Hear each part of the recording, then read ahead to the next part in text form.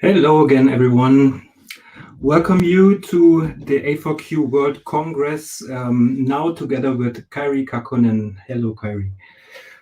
Kari is the Director of Node Solutions in Helsinki, Finland, and the author of Children's and Testing at Dragons Out.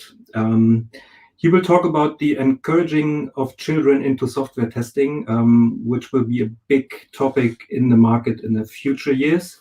So I hope you all enjoy Kari's presentation, and I will give over to you. Thank you, Chris. It's really great to be here talking to you about encouraging children into software testing. So that's my topic today. So let's jump in. So that was a very nice and kind introduction from Chris. So thanks very much. As you notice, I've seen a lot in software testing, and the latest things includes writing a book about software testing, Dragons Out book for children, and my talk is around that topic. Even for you can see, I have done many other things. To the brief backgrounder from the company Knowit, where I work most of the time, big Nordic ICT company, including lots of software testing services. And obviously, I've been very active with ICTQB, 6 years in the executive committee. My term in the exec has just closed, but now I'm just a regular volunteer. But that's my background. Let's talk about the content of today. So in the presentation, I'll first talk about how children learn in general, and that is a lead into the book project introduction. How was the book created? And then a little bit more about learning testing through fantasy. So I'll explain this idea of using analogies to understand what testing is. And in the end, I'll also give all of you some homework. Design your own dragon, draw your own dragon. And there's also a competition there. I'll be collecting the best dragon drawings, and I have a draw later for the dragon drawings, and the winner will win one of my English books. Anyway, let's start. So how children learn. So while planning to have a book project and during the writing, and also later on designing some supporting material like presentations to schools and to children, I've been talking to lots of educators, lots of teachers. I also did some research on books and the internet about how children actually learn. I do know a little bit of that also from personal experience. I have a 7-year-old son, and it's very fascinating to see how he learns different things. But the key point is that children learn in really multiple ways. So stories and examples often work very well. It provides stories provide often a chance to identify with some idol, some hero. Also, they learn in their play, and they see somebody they identify with. They can think about that person as an idol, and that leads into imitating. Imitation is a good learning habit. Trying to do what somebody else does. Then we have rhymes and songs. So some kids really like to learn through a musical way. Like my son was just learning English words through a song in the school. That's quite typical. Then we are playing and games. Obviously a fun thing for kids. If they were asked what kind of learning style would you choose, they would probably choose games because it's fun to game. So gamification in general it's a big thing. Then there's exploring, just trying things, erring sometimes, learning from that. Then there's a fact about simplicity. So if you can put something in simple terms, it's easier to learn. and that's very crucial in children learning, because they have less capacity of learning compared to adults. The younger they are, the more simpler you need to be. Then there's repetition, so repeating is always good. And one form of learning is remembering. So once you start remembering something, you at some point notice that you actually know this content quite well. And final one there is learning through boundaries. So this is what adults, of course, do. They set boundaries. You can do all of this, but you can't cross this boundary. You can't do this. So trying to cross the boundaries and finding their boundaries, this is a good way of learning as well. So lots of different ways of learning. Some of them work better if you try to put them into learning software testing, some not that well. But I think I've actually managed to include all of these styles in my approach. In general, lots of research says that children learn always through multiple ways. So it's always, I think it also carries to adults, it's always better to learn using multiple strategies. Read something, try something out, play a little bit. That sort of thing always works better. So trying to have exercises, experiment things is crucial if you want children to learn testing.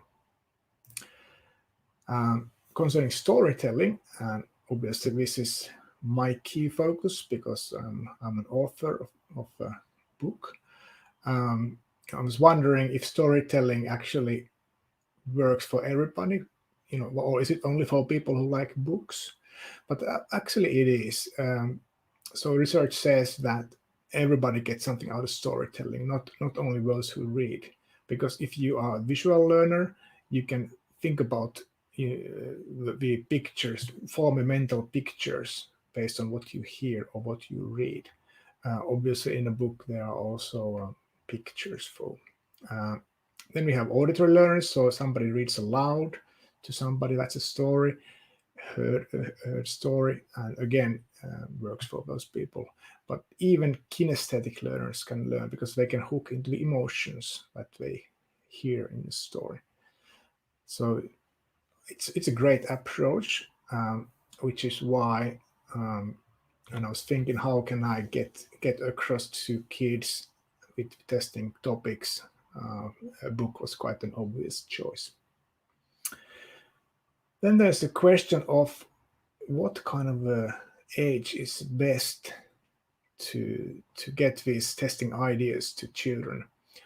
And this piece of theory here suggests that it is around 11 or 12 when children start to think about something more complex and learn more complex and more abstract ideas. And I think testing is something like this. It's not the obvious way of do this, do that, which could be a way to teach coding, for example. What the coding classes for children are really about logic, about doing things in sequence and repeating them. Testing can be more difficult because you need to think about in different those abstraction, trying to understand the testing object from different points of view. So 11 to 12, and then that this fact then dictated a lot about the target group of my book, and then the idea of what kind of language, what kind of level of stories it can have. So let's take a look at the book project a little bit. Why am I doing this? It goes back to attending James Whitaker's workshop on storytelling several years ago. That was a really great class. And James talked about storytelling and imagination and creativity and things like that. And he's also written a storytelling manifesto, which is here. I will read it aloud. Every person has a story. Every cause needs a storyteller. Learn to be a storyteller, because unless you are a candidate for a reality show, no one else is going to tell your story for you. So tell us a story. Tell us a good story. And let that good story be one part of a symphony of stories that makes this world a better place. So, my course is testing, and I truly want to tell the story of testing also to children. So, this is all about that. So, my mission is to give and expand the knowledge of testing to all directions, but also to children, also to younger people in general. We we have lots of testing education nowadays in universities compared to some decades ago. But if we look at children, if we look at children of age around 10, for example, there's not really that much testing. There are coding schools, there are coding classes, there are coding clubs in the schools, outside the schools. Um, Coding sometimes practiced in math classes, in biology classes, natural science classes, also a little bit in this sort of cross-functional learning. It's also in mother language classes. Anyway, in many classes, coding is there, testing is not there. Um, of course, there's always some testing when you learn to code, but nothing testing specific, not really. So I do think we need to tell about testing to children as well. So this is my mission. I think what it does, it contributes to better awareness of testing. It will create more testing professionals on the longer run, and it will also probably make those all new coders who learn coding in schools already. It will make them better coders because they also know how to test. So this is the idea, and of course you could teach testing to children in multiple ways. My approach is to combine a book for about testing for children, and also couple that with some presentations that can be used in classes. So that's what I'm doing. The book project has been running now for a few years. Maybe the initial spark was actually Linda Liukas's book on coding for kindergarten kids, maybe first class kids, so age of 7 or so, called Hello Ruby, and that fact, especially a Finnish author, Linda. So of course it was also a very big thing in the Finnish market where I'm from, and that made me think, we need to have something like that for testing. But I didn't start immediately. My idea took a few more years when I actually attended James's session, as I mentioned. Anyway, an opportunity when presented. We started talking about a sabbatical year with my family, going to Lapland for a year, taking time off from work, doing things with family. And also a challenge to do something that otherwise there wouldn't be that much time. So I wrote the book. I wrote it first in Finnish, and a year later I translated it in English. Actually, less half a year later. So in 2019, the Finnish manuscript was there. I ran it through many pilot readers, both kids and adults, got great feedback, iterated the text, and finally the manuscript was there. I also contacted Adrian Sell for a nice illustration to the book. Again, we iterated the illustration, what kind of dragons, what kind of characters there would be, and then this whole nice set was there. And then I also started contacting the Finnish publishers at that time. I also ran a crowdfunding campaign in 2019 to get funds for the illustration, and managed to do that. Around Christmas and January, so in early 2020, I translated the book in English and started connecting English publishers immediately. And so at that time, both Finnish and English publishers were running side by side. The Finnish publisher is Avine, and the English publisher is Austin Macaulay. The Finnish book has been published on December last year, 2020, and at the moment, Austin Macaulay expects that to be able to publish my book around end of May. That's what they said last time. I was just reviewing the layout some weeks ago, so it looks good. Also, something to mention is a school donation campaign. So while doing all this work, I also marketed, of course, the book quite a bit, and did some donation campaign, trying to get IT companies to donate books into schools, and it was a good and great success. The Finnish one is pretty much done, but the English one is still running, because the English book will be published in a few months. So that's the book project in short. Let's go forward. So I wrote all of it, and Rian drew all the interesting illustration. There's also a presentation out there, which is at our website, dragonslight.com. It's Creative Commons licensed.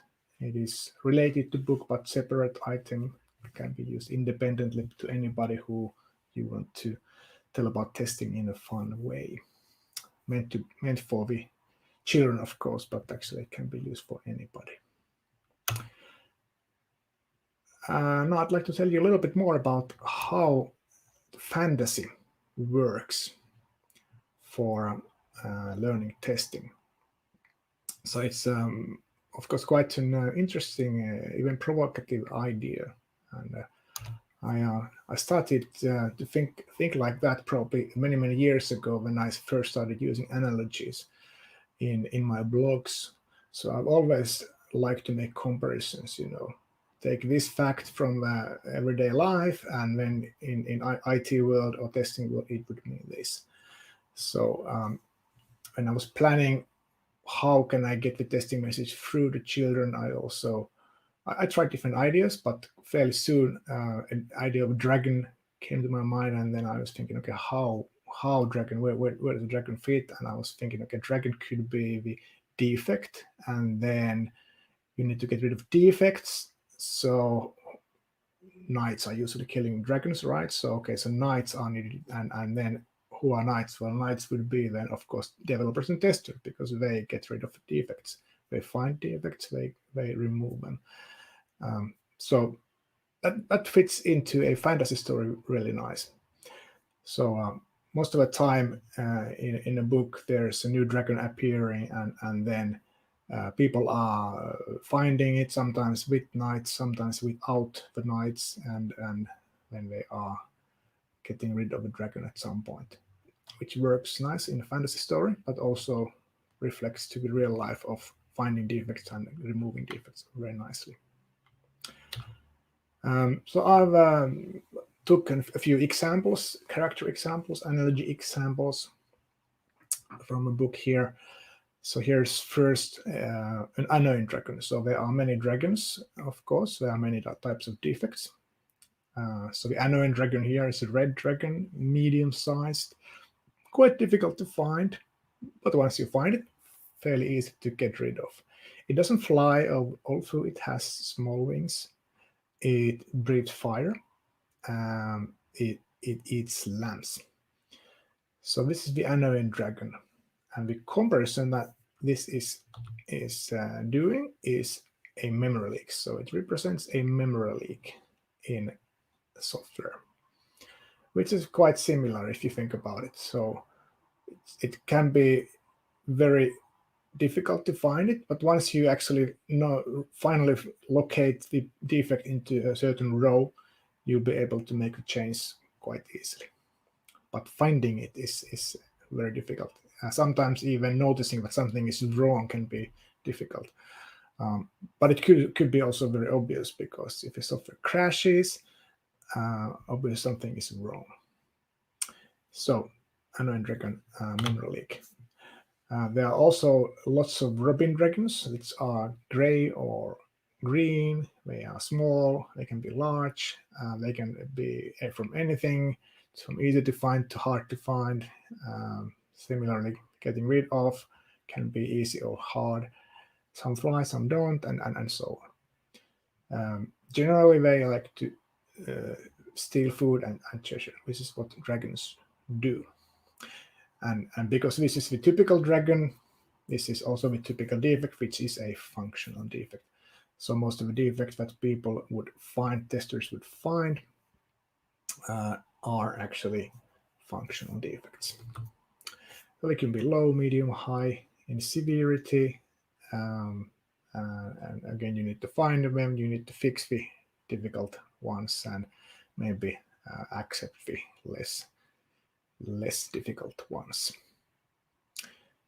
So it works nicely in a comparison there. Then there are dragons which are a little bit different. This one here, which I chose an example, is a black dragon, a mean black dragon. It does fly.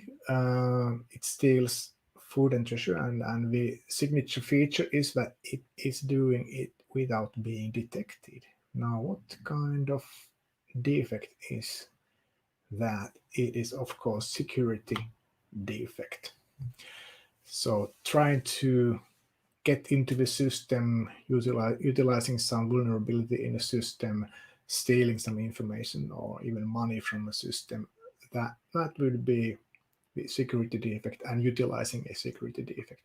And so security testing is then the solution, what you want to do, and it's again a nice comparison of non-functional testing type.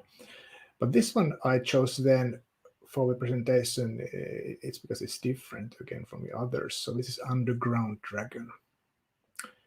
It doesn't really fly. It's a bit more maybe like a snake, still recognizably a dragon. It likes to crawl around in tunnels, find easy food in cellars of castles and villages. Fairly hard to get rid of, even though it's easy to find, because you're losing food from the cellar. So this is what the dragon does in the story. And from a testing point of view, this would be hardware defect. You don't really notice what's wrong.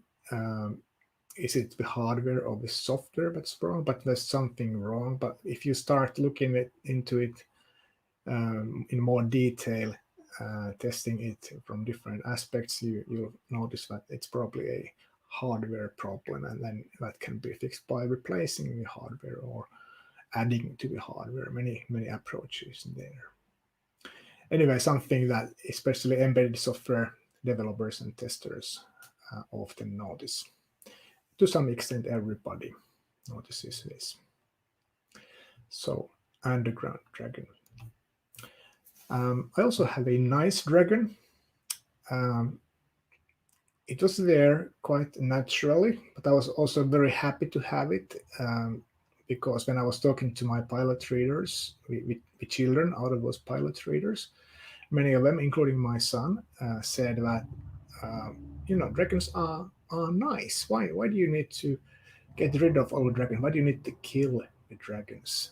I like dragons, and I was happy to say that there can be also good dragons. There can be good defects.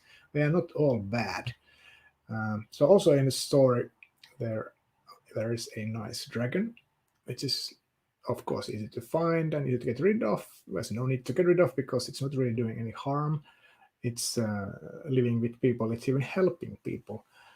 Then you ask, what is this? What can it be? And actually, there can be many types of nice dragons, but this nice dragon is a defect seeding, or you can also say mutation testing defect.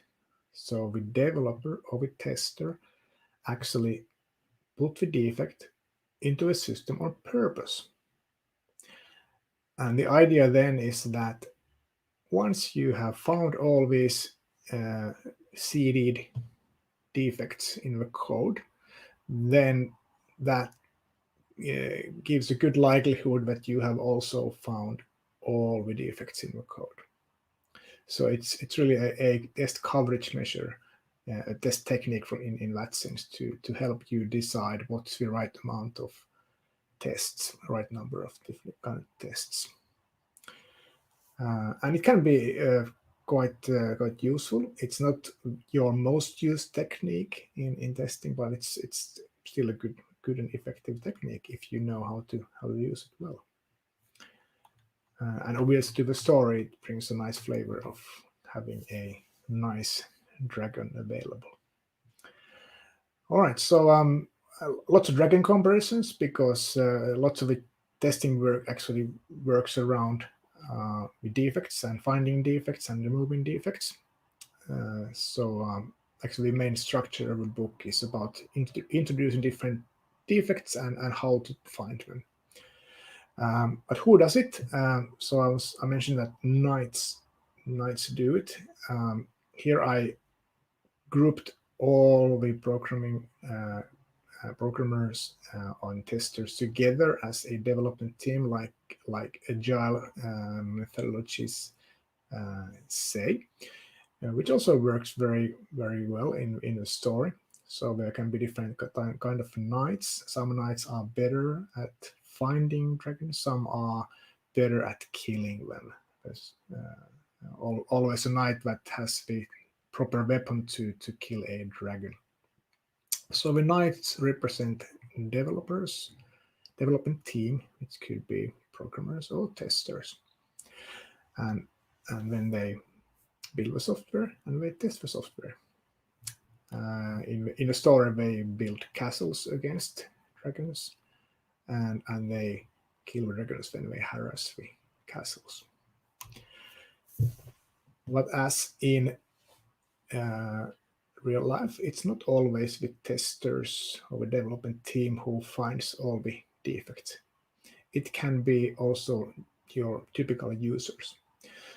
So in the fantasy world, any villager, any person in a world of fantasy can actually be a dragon slayer, or at least a person who can spot a dragon, find a dragon, see a dragon somewhere in the horizon, or maybe just notice it harassing a village.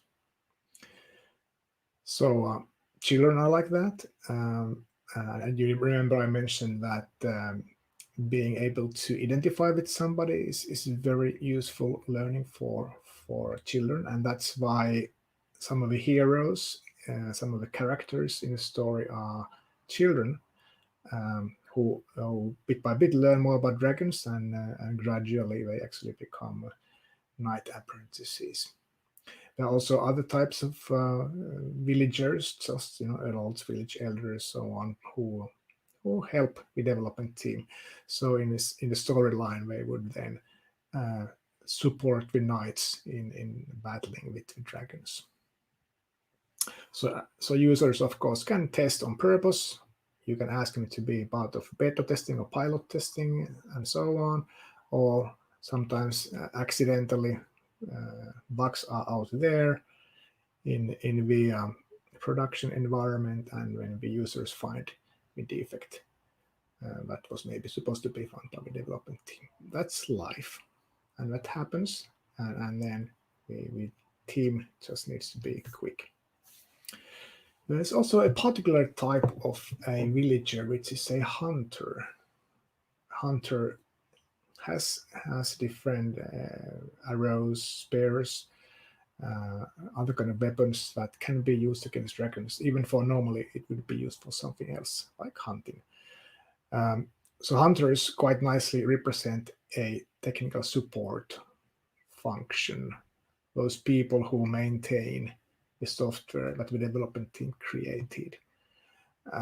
As you know, sometimes they can be very effective in fixing defects on their own. They don't need to go to the development team all the time.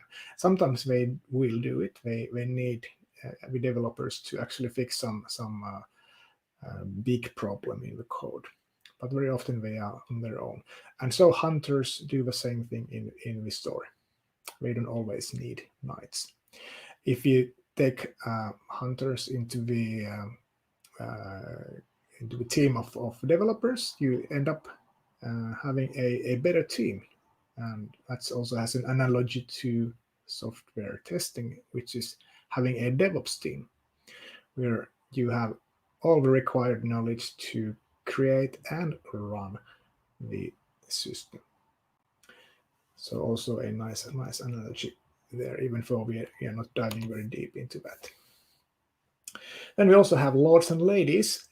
So fantasy story always has, of course, castles, and castles would have a lord or lady running the castles. So similarly, when you have a software, somebody needs to pay for the software. Somebody orders the software from the development team. So that could be product owner or just generally management of a company. So they would require something, define what the software should do, and they would need to talk to the development team, not just require something and then go away. So in a similar fashion, in the story, lords and ladies actually participate in the work with the knights. They talk to each other quite often. And finally, there are sages. So sages represent in the story people who help the lords and ladies, and also the knights, also the villagers. They help everybody. So that's a nice comparison into experts in different fields of expertise in IT world. So you would have usability experts, security experts, performance experts, other experts as well, but these would be, I think, the typical experts. And the experts are usually on some narrow topic where the agile team or the DevOps team or the development team in general can't know everything. So they would actually need to call in an expert of this narrow topic, like let's say usability. And then that expertise would be available for them when they need. So again, it works nicely in a comparison to real world. Okay, so that was how I've used fantasy to explain testing concepts. And as you notice, also development project concepts in general, software development, agile, DevOps concepts as well. So it's a little bit of everything with testing focus on the top. Because testing is not an isolated thing. Testing is part of software development. So this is my choice. I think that's how it fits nicely. Okay, last bit here is designing your own dragon, so your homework. So what I would like you to do, you don't have to, but this is a fun thing to do, and also an example of how I engage with children into learning. So one of the exercises is exactly this one. So you draw a dragon that represents a defect. So you start by look at the right of the screen. You start by thinking of an interesting defect that you have encountered. How would you characterize? How would you describe that defect? Maybe write down those few words. Once you then have that, okay, it's a big defect, for example, then think about a dragon that it would be if it was a dragon. A big defect would probably be a big dragon, and so on. So try to put the defect characteristics into the dragon. You can still be just writing some words, but then step 3 here is that you actually draw the dragon. Here, when I've been teaching this exercise to some schools, I need to emphasize you don't need to be perfect in drawing. The main idea is to carry through your idea of a defect, how it would look like as a dragon. Of course, it's if your dragon looks nice as well, but the idea is the important part. and spend time drawing. Maybe during the rest of my discussion here, maybe during the rest of the day. Email it to me. Let's say this week. Next week, I will then have a draw amongst those people who send the drawing to me. So the email address is there, kari.kakkonen@dragonsout.com, and the lucky winner then will receive the English edition of the Dragons Out book about software testing. Then it's published, so most likely in June or something like that. So there's your exercise. Go ahead, start drawing. And that was the end of my presentation. Now we have some minutes left for some Q&A.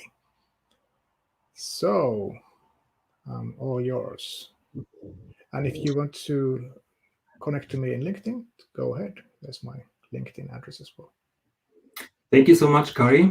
That was a great presentation. I adore the approach through the fantasy. I think it's something that schools need and that a lot of IT companies should actually pick up on. I think, like, a personal question from my side, since the use of gadgets is so immense in the last years, and especially small children, they can actually sometimes use gadgets better than older people. With the changing educational system all over the world, with more and more remote classes, online related topics, do you think the testing and security topic in general should be implemented in the educational system? Yeah, I think it should be, and it is being implemented. So depending on the country, of course, and so on, how much it is, but IT skills in general are nowadays a part of education system in schools in many countries. Sometimes it includes different aspects like coding, sometimes security, as you say, sometimes other special topics, sometimes usability. Testing, as I said, not yet. I hope it will come. It's next on the line. Maybe I can help there a little bit with this. But yeah, it definitely should be part of it. I think critical thinking skills in general, and that's what I would take out of testing. Testing in an abstract concept is actually critical thinking, right? That is a skill for everybody, not only people who deal with software, who build software, which is less than those people who use it. But critical thinking is for everybody. So while you actually learn to test and understand software, you can actually learn to be a better person. You learn media reading skills, for example, in the same go. So yeah. Thank you. We have one more question from Simon. Is there a gap in the learning between the younger children you seem to be targeting and the older teenagers? Yeah, I think the same gap of not having testing education to people who are not adults. I think it's for all ages. So my book actually works for anyone from 10 to adult quite nicely, even for adults actually. Lots of my pilot readers and people who have already bought the Finnish version say that it's even for adults it's lots of fun to see the comparison. They may even learn something new as a tester, but it's also fun to notice the comparisons. But if you think about somebody who is 10 years or who is, let's say, 15 years, the same gaps are there. They don't know about testing. They may know about Python coding, for example, but nobody has thought about testing to them. So I think maybe my approach doesn't work as well for 18-year-olds. Maybe it is indeed with 10, 11, 12, 13-year-olds. Remains to be seen. but at least people, the teachers who have asked, who do they teach? What kind of age groups they teach with this material, and they actually mention the whole age range from 10 to 15. Yeah, that's the topic. Thank you. And we have one more from Olivier. This is amazing, Kari. How about augmented reality as a next step? Interesting. I've been actually thinking about a game of some sorts using the same characters. It could be just a mobile game. It could be also using the augmented reality. Of course, the smaller you start, the easier you have in creating a game. Augmented reality game sounds like a fairly big step, but a game, yes. I'm very open for ideas, and thank you for a good proposal. Great, thank you. So there's no more questions here. I really enjoyed the presentation. It's like I said, it's a very, very interesting topic. With a lot of my friends having kids and they are going into the whole tech world, I think this is something that really needs to be emphasized on in the next months and years. So I can only just thank you a bunch for that really, really cool presentation. And I hope that other people will send you their dragons soon. Exactly. And always good to get some feedback, and especially feedback if you get a book to some children. And actually, I just heard last week calling to a friend of mine who had given the book to her son. I got the best possible feedback, I think, which was that the kid said that after reading the book, I want to be a software tester when I grow up. That's amazing. That was pretty amazing. That is amazing. All right. Thank you so much. Thank you very much. I hope I see you soon, and enjoy the rest of the Congress. Thank you. And enjoy the rest of your day. Thank you so much, Kari. Thank you. See you. Bye-bye. Bye-bye.